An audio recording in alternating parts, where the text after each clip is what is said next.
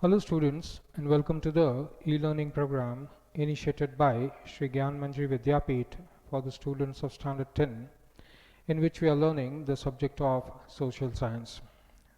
Students, from the previous 2-3 lectures we have started with the revision work of Essay 1. We have completed almost all the chapters that were included in Essay 1, that is Summative Assessment 1. So, in that we finished the revision work of chapter number 1, that is Heritage of India. Then we started with revision of chapter number 2, that is Cultural Heritage of India, where we were discussing fine arts and handicraft and fine arts. So let us go ahead with today's lecture, starting with the recap of what we learned in the previous lectures. We learned about materialistic and genetic heritage, the house that is given to us by our forefathers, the land, the buildings that are passed on from generation to generation, monuments which become the national heritage. They are passed on from one generation to another generation from time immemorial. Lots of heritage sites, lots of excavation sites. So all these things, they are the material heritage that we are given. Money, jewelry, all these things that are passed on to us from our ancestors. That is materialistic heritage. Genetic heritage is the genes are passed, which gives specific physical features to the children. For example, height, sometimes weight also, color of the hair, color of the skin, color of the eyes, their physical structure and their mental state, the soundness of the mental state. All that is genetic heritage. Then we discussed about the traditions, customs, rituals, lifestyle which are passed on, which becomes cultural heritage, right? Then education is also included in the rich heritage of education that we learned in the literary heritage of India chapter number 4 also, right? So education is also included in cultural heritage. Trade, business, buying and selling, farming, the way we farm, the traditional way in which we farm is quite different. Say you go to South American continent, the way they will do the farming, that is quite different from us, right? Because we follow what have been taught to us by our ancestors. Plus, when times changes, technology changes, we keep on adding it to it and passing it to the next generation. Rules, regulations of the society, of the country, formation of the country that we have, all that is cultural heritage. Festivals are innumerable, different type of people following different religion, caste, creed, system. So all of them have their different languages, their own culture, traditions, custom. According to that, they have their rules, regulations, festivals, and way of entertaining them. They have different ways to perform art or show their art, showcase their art, handicraft, etc. 64 types of arts are mentioned in the ancient literature. Some of them are weaving, embroidery, clay work that we have learnt in chapter number 2, wooden arc, etc. Then starting with handicraft, the first thing we learnt is the art of clay work, which is associated with men since ancient ages, and men's or people's life right from cradle, since the time he is born till he dies, whole of his life in the ancient time, it revolved everything made out of clay, right? So pots, pans, toys, chulas. Next was art of weaving. Fabrics available in quite a lot of different ways. Yes, so people made use of these fabrics or fiber especially. So fiber can be got from, say, cotton mainly, but then there are other ways of getting fiber also, right? For example, jute, etc. So art of weaving. What is art of weaving? First, making threads out of, that is yarn, out of the cotton, fluffy ball, right? And then making thread out of that, is called making a yarn. Then weaving that thread into a cloth, that is called textile. So spinning is where the cotton ball, fluffy cotton ball, is spun into a thread. So making thread or spinning. Hand weaving can be textile, is weaving those threads, because in earlier days machines were not there, so people used to weave by a small wooden apparatus and usually by hand. So textile, muslin cloth was quite famous. Carpets are made out of fibers. Knitting work can be done with the help of wool, making sweaters, jerseys, shawls, etc.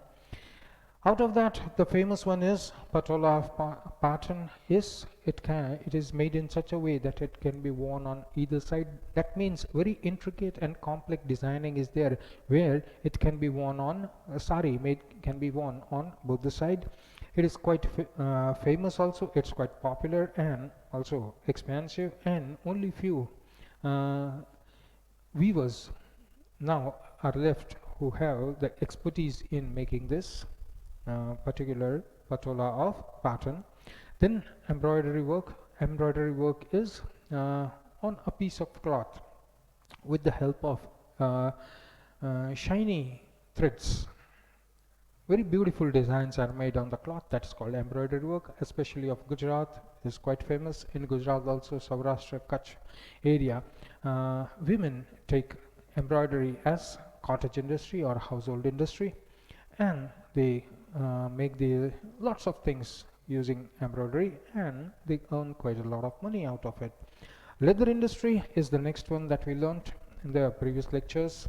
When animals are dead, the skin is removed, then the skin is tanned so that fine leather is obtained, and lots of materials are made out of that leather. For example, shoes, belts, that is all the accessories of men, women, and all the harnessing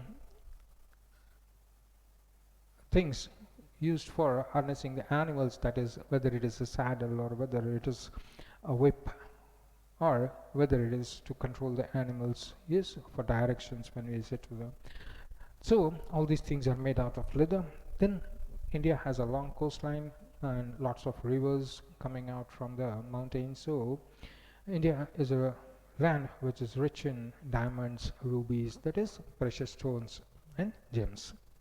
And these are studded on the thrones, on crown and ornaments, and the diamond jewelry made in India is quite popular abroad also, and quite in demand. Same way the bead work, because we have quite a lot of rivers, so lots of beads are found, stones are found, which can there. Hole can be drilled and thread passed, and beautiful necklaces, etc., can be made out of it. These are all the things that we learned in the previous lecture. Now coming to today's lecture, animal work is the next one. Animal work, it's a handicraft, because animal work means artistic skill of inlaying bright colors. Please remember red, green, blue in the gold, silver ornaments like rings, bangles, earrings, keychain, chain, etc. You must have seen especially the bridal jewelry that is made by the jewelers for the bride whose marriage is fixed, and they buy ornaments. Bridal wear has lots of beautiful artistic work done. Inlaying means on the golden ornament, beautiful shiny colors are laid on top of it so that it doesn't come off. Yes, it has wear and tear, but it doesn't come off. It's so superficially laid over there. So red, green, and blue color on gold and silver ornaments. That type of inlay work is done in India. Yes, and it's done on ornaments like rings, bangles, earrings, keychains, etc. India is the only country in the world where expertise can be seen in animal work. There is no other country which has such a lot of expertise. And in India also there are lots of cities where specific color, the artisans, they have skill and mastery of laying particular color on these ornaments. So India is the only country who has expertise In animal work, apart from gold and silver work, experts of animal work can be seen in mainly four cities. They are Delhi, sorry, Jaipur, Delhi, Lucknow, Varanasi, and Hyderabad. So these are the five cities that are famous for animal work. Jari work.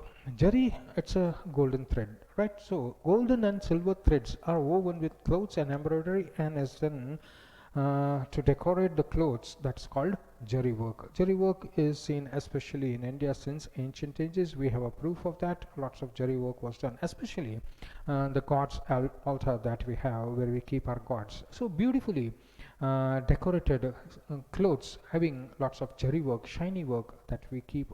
Um, and the clothes that we make the gods wear, those clothes are beautifully made out of uh, cloths and decorated with Jari work. Surat is a prominent place for Jari work, prominent, quite an important place. Knitting and embroidery of Jardoshi work have unique beauty. Knitting and embroidery of Jardoshi work. Jardoshi, quite thick threads are used, and those threads are then used for making beautiful designs atop clothes. So Jardoshi work that can see it's quite a unique beauty. Artisans of Surat can make beautiful dresses like sari, panetar, all of these mostly they are used during some important functions in the family. So sari, panetar, garchola, etc. bordered with jari if needed. So artisans are quite expert at that. Next work is metal work. Metal work is also a very old form of art in India, because since metal was found, lots of things were made out of metal. So we know the know-how, how to where to find the ore of particular metal, how to refine it, that is remove the impurities from the metal, take out pure metal, and then make it to uh, use it to make different things out of it. Metal age began and developed after Stone Age, that is natural, but this point should be included. The evidence of metal work, now we got to give proof, during the ancient time have been found in several parts. Which are they? Artisans of Lothal made different weapons like sickle, drill, sickle जो C shape tool होता है जिसे घास काटते, that's called a sickle. Then drill, curved saw, yes, the carpenter uses that curved saw, yes, and the drill, that is also a curved saw which is used to make holes by the carpenter, etc. All of them beautiful work of metal. And needle, etc., like copper, made with copper and bronze, that were found during the excavation or ancient sites of Indus Valley civilization and the Harappa civilization.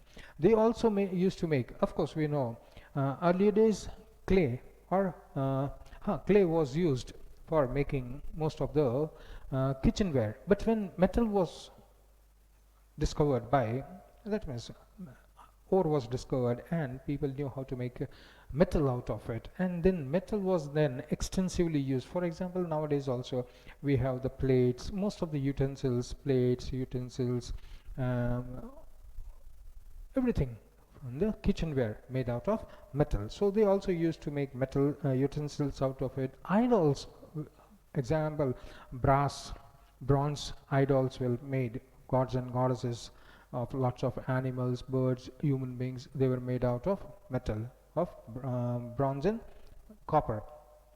And pots and pans. Pots and pans also you get for copper, you get for bronze, and nowadays you get steel. So in the olden days also quite a lot of items were found that were made from metals.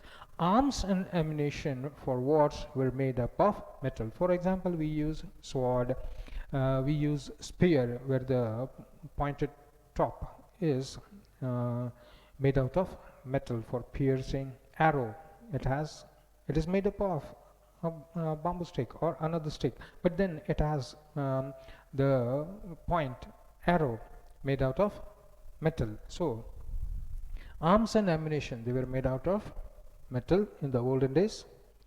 Gold and silver, that's also metal. So we find lots of beautiful ornaments that were made from gold and silver for making ornaments, Copper, brass and bronze were used to make utensils and idols. We found all those things from the excavation sites.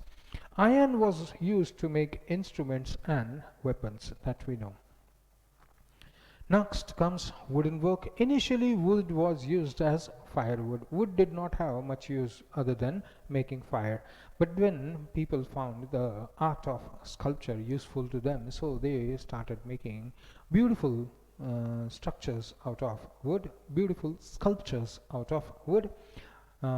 So later on, wood was used for making weapons, for example, bow, arrow, spear, all those weapons, they are made out of wood.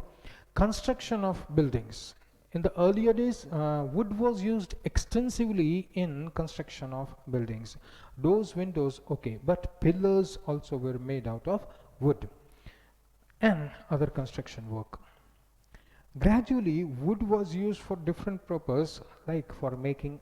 Gradually, as people learned more and more arts, started making use of more arts for decorating their house, for example, palaces, etc. They need lots of things to decorate. So, more and more now use of decorative items of arts were used. So, making idols or toys for children, wooden pillars, for example, temples may. Palaces may. So wooden pillars were used and beautiful artistic designs were made on the pillars. Windows, doors, small huts atop the terrace, thrones were made out of good wood, chairs, that means furniture, grills were made out of wood. In this way, wood carving was developed. Wooden furniture like swings that we use in our house, toys of Ida and Sankera furniture in Gujarat, they are quite famous and popular. Next we come to is inlay work. Inlay, right? So the art of studying metal pieces or stones in gold, glass or other material is known as inlay work. For example, we have a ring which is worn on the finger. Now a diamond is studded on it, a clasp is given and diamond is first placed and the clasp is tightened so that lifetime you wear it, the diamond doesn't come off, right? So that is called inlay work, the studding of that. On thrones, etc., on crowns, lots of precious gems and stones were studded.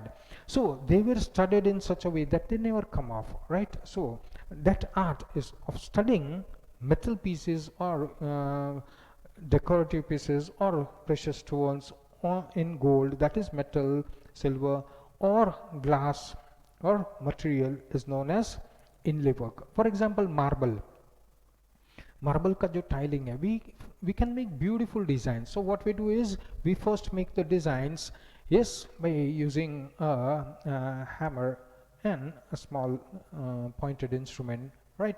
So we make proper shape and then we fill it up with other type of stone or glass so that the design looks quite beautiful. So that is also inlay work. Inlay work is considered very ancient art of India.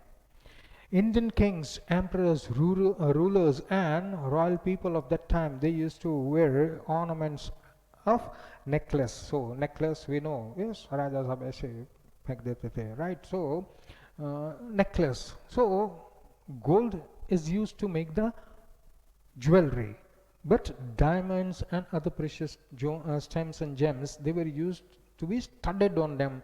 That makes the ornament more costly and more decorative, more shining and more expensive. So necklace, bracelet, crown, ring, nose ring, damni, that is tiko, that is worn over here, were studded with precious gems like diamonds, pearls, rubies, etc. Bikaner area of Rajasthan is more popular for inlay ornaments. Artisans over there, they have a specialization in inlaying and that's quite famous. Next is akik work. Now, what is akik? Akik is kind of precious stone, especially found in the valley areas of the river. Now, it has chiefly means mainly chalcedony mixed with silica blue or white stone. Silica blue or white stone, you can understand it better in Gujarati. Dudhia type ka, that is milky type of stones are available, right? जिसमें हम नंग वगैरह पहनते हैं, right? So now what happens, the rivers, they come out from mountains, and from the depth of the mountains they bring out this chalcedonic material, and along with the water, this stones, they keep on uh, tumbling down from the mountains, and because of the wear and tear, and they become quite shiny and mostly round in shape, right? Because they keep tumbling down the mountains and to the plain areas. So most of these stones are found in the river beds. So carnelian is the main stone with semi-transparent quality and beautifully red in color. These stones, they come in various colors. They are semi-transparent, right? And they are beautiful and shiny.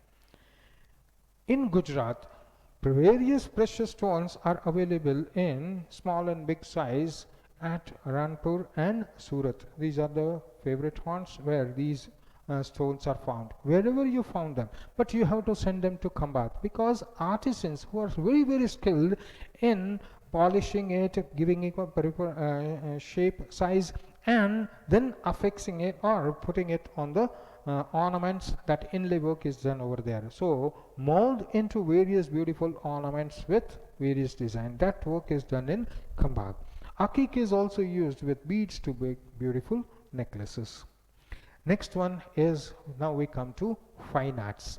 Up till now we were learning about the handicraft. Now we come to fine arts. The first thing in fine arts is painting. Of all the arts, painting is considered the foremost one because it expresses the inner feeling that we have. For example, a painter might have gone to some hillside area or some hill station. He has a view in front of him. He captures his view as an image in his mind, and later on he puts that on that same image on canvas. It has a near resemblance, or it appears as if both things were one, right? The painting and the scene that he had seen. So the painting is what expresses almost 100% of your feelings or the image that you have in your mind. So out of all the arts, that is dancing, singing, vocal, whatever you say, of all the arts, painting is one of the most foremost one. Painting is an art which can be expressed with the help of two things.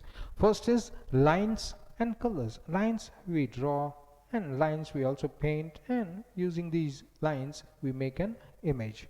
The aim of this art is to express emotions by imitating the animate and the inanimate. Suppose a person is drawing the face of a girl or a boy or a man or a woman or a king or a queen. That is an animate, right? It's a living thing, and he is painting pictures of mountains, rivers, inanimate thing. So imitating the animate and the inanimate objects of nature through lines and colors. We have traces. Now what we are here trying to do is, since hundreds and thousands of years, this art is successfully going on in our country. That is what we want to prove. So we have traces of the pictures of animals and birds in the cave painting of primitive man. Now primitive man, that is Stone Age. And now we know that in Stone Age they usually used to live, they find shelter in caves, because that was the most natural housing that they got, protection. This cave is quite secure, safe, and they, at the mouth of the cave, they used to make fire so that wild animals stay away, and whole of the lot or group of the people living over there, they are quite safe. And whatever activities that they did, what activities they did, yes, आपकी तरह video game नहीं खेलते थे उस time, right? So they used to hunt, they used to gather food, they used to sit together, have food, and different ways of how to hunt animals, kill animals. So all those sketches of animals, hunting, their pleasure, all of that, they drew the sketches. They were not expert painters, but they drew sketches so that they can tell to the children, this is what they did. And now it's a living proof that since then people have been painting.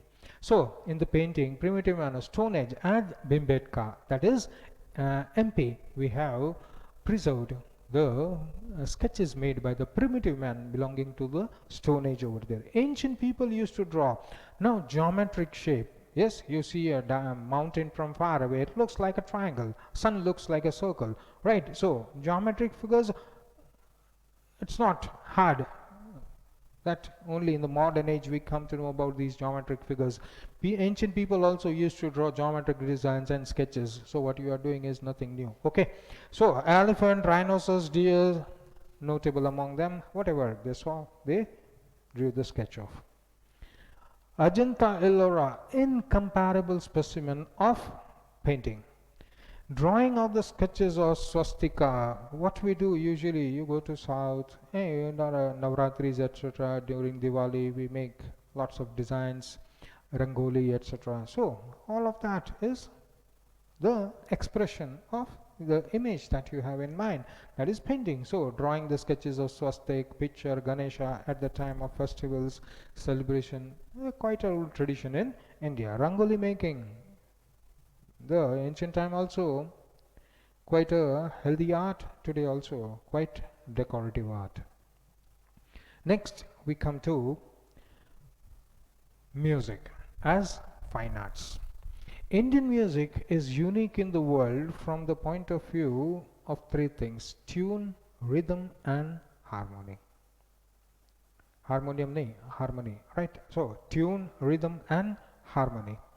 And so it is different from the music of other countries of the world. We have all these three things together. Yes? लय ताल और लय और ताल दोनों का mail होना चाहिए. That is, then we have harmony of that. So tune and rhythm, lay and tal, and harmony of both of it.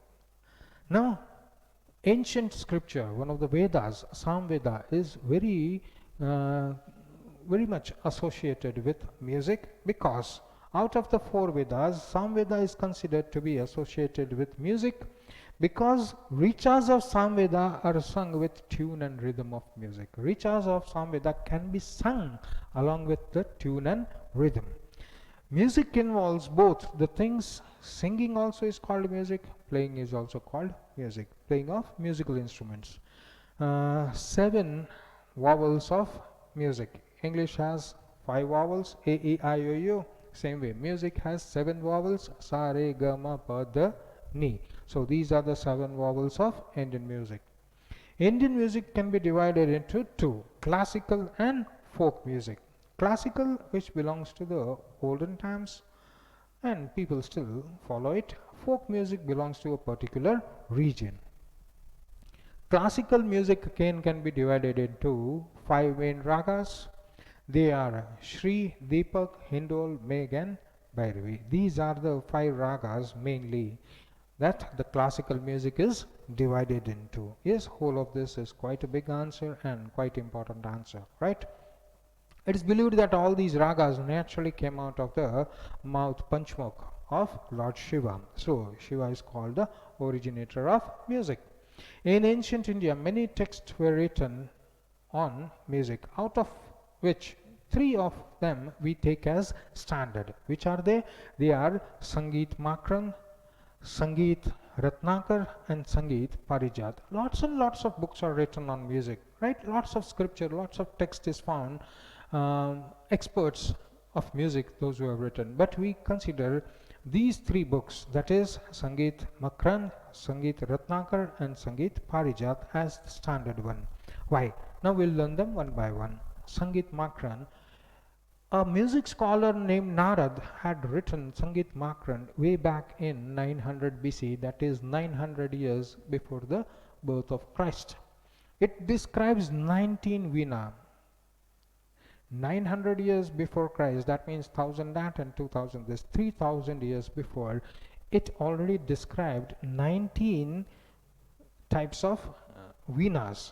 That means Veenas existed even before that, and 101 rhythm which are even useful today for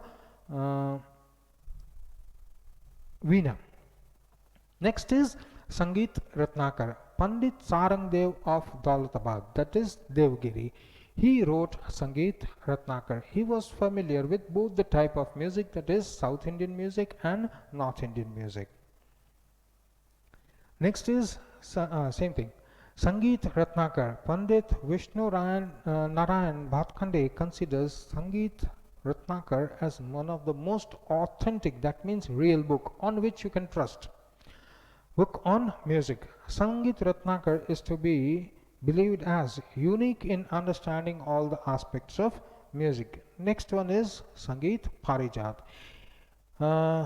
He had noted one important characteristic features of ragas, saying that ragas have their own individual identity and characteristics. Each and every raga, they have their own individual characteristics and their own individual uniqueness.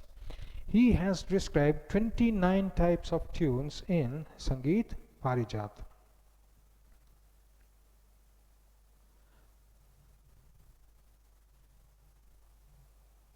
Amir Khusro was a Sufi musician, poet and scholar. Sufi musician, Sufi is a person who is a Muslim saint, but then he is above religion. Yes, he considers all the religion equal. People of all religion, they believe in him, they follow him, because he personally does not consider one religion as standard, right? And is quite a scholarly person.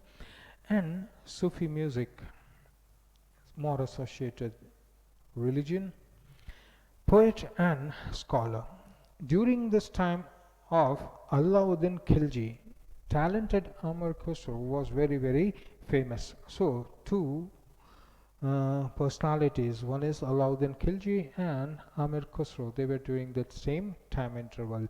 Due to his contribution in the field of music and poetry, he was given the title of Tutiye-Hind, that is Parrot of India. He sung so beautifully, composed so beautifully. Bhakti movement started in India in the 15th and the 16th century. Bhakti movement, staying at home and worshipping your gods. Then for that worshipping we need hymns, etc. This is where the bhajans got created, and bhakti songs started being written by lot many people. Bhakti Sangeet of Chaitanya Mahaprabhu, Kabir, Tulsidas, Mirabai, Narsimhata, these are all the famous names we have heard. They were the initiators who started writing the devotional songs, and that is how Bhakti movement started during the 15th and the 16th century. Next, the disciples of Haridas, Baiju Bavra, that is Baijnath, original name Tansen, and duet girls Tana and Reedi are considered to be the rare jewels of music of 15th century. Students, with this we complete today's lecture. Thank you. Now we come to fine arts, that is the arts of dance. The first fine art that we learned is painting, the second fine art that we learned is music, and the third one that we are going to learn now is dance. The word nritya, dance means nritya. Nritya has been derived from original Sanskrit word, that is nrit, N-R-I-T. Dance is one of the mediums of realizing beauty with tal and laya, that is rhythm and harmony, for the realization of aesthetic joy. Tune is being played with different musical instruments, laya is there, and the coherence between the two, that is the tal and laya, rhythm and harmony.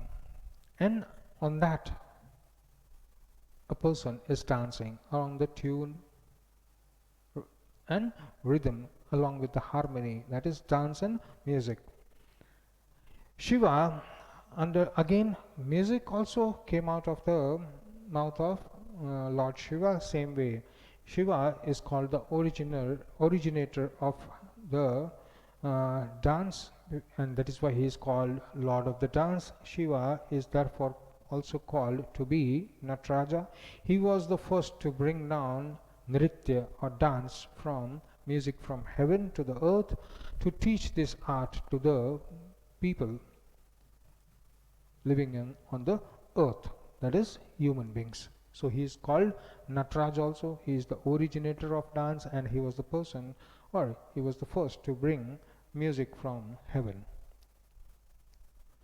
India has wide variety of traditional classical dances. We are going to learn a few of them. Bharatnatyam, Kuchipudi, Kathak, Kathakali, Odissi and Manipuri. They are the different various classical dance forms of India. Let us learn them one by one. Bharatnatyam is the first one. Two, three things have to be remembered over here. Origin. From which state do they originate? The books they might be following. The dress code of that particular dance form, and the last, famous dancers who have kept up the tradition of this dance form and made India famous on the world stage by performing not only in India but outside the country also. So these are the common things to be remembered for all the type of dance form. What is it? First is where it is originated, comes from which state. Second, follows books, some of the books, especially the dress code or the theme which is used for that dance, dress code that is used in the dance, and which are the famous personalities and dancers associated with this dance. So origin of Bharatnatyam is said to be in Tanjore, that is a district in Tamil Nadu. So Bharatnatyam belongs to Tamil Nadu. There are two books. One is Natya Shastra written by Bharat Muni and Abhinav Darpan written by Nandikeshwar, which are the original source of Bharatnatyam. So the original source of Bharatnatyam are these two books. One is Abhinav Darpan by Nandikeshwar, and another one is Natya Shastra written by Bharat Muni. Now, apart from Gopi Krishnan and Mirai Sarabhai, the actors like Vaijayantimala and Hema Malini, etc., are considered to be the people who preserve this heritage. They still perform on the stage. Mrinalini Sarabhai and actress Vaijayantimala and Hema Malini, they do not only perform on the stage in India, but they have gone outside and performed in many countries, many cities of the world, and they have made the name of India proud by showcasing Bharatnatyam outside India and making it quite popular in the foreign countries. Next is Kuchipuri. This style of dance was created in the 15th century. Kuchavuri is famous in Andhra Pradesh. That means origin is Andhra. It is mostly based, now what is the theme? On what is the dance is being performed? So the main theme is description of women's beauty. Different, now how do they dance? How do they show the theme, that is women's beauty? Different poses and gestures performed by male and female dancers are woven into the foundation of this art. Which are the famous personalities or dancers associated with this dance? Guru Prahlad Sharma, Raja Reddy, Shobha Naidu. These are the famous people, personalities who have upkept the tradition of Kuchipudi, not only in India but elsewhere also, and they have helped to preserve the ancient tradition. Kathakali is the next one. It comes from Kerala, so the origin is Kerala. Kathakali has been derived from the dramas based on ancient epic Ramayana and Mahabharata and mixed dramas of Sanskrit and Malayalam. So on what is that drama, that dance form based on? So it is based on episodes that are dramas that are based on or derived from Ramayana and Mahabharata, plus many of the Sanskrit dramas and the Malayalam dramas, that is the language of Kerala.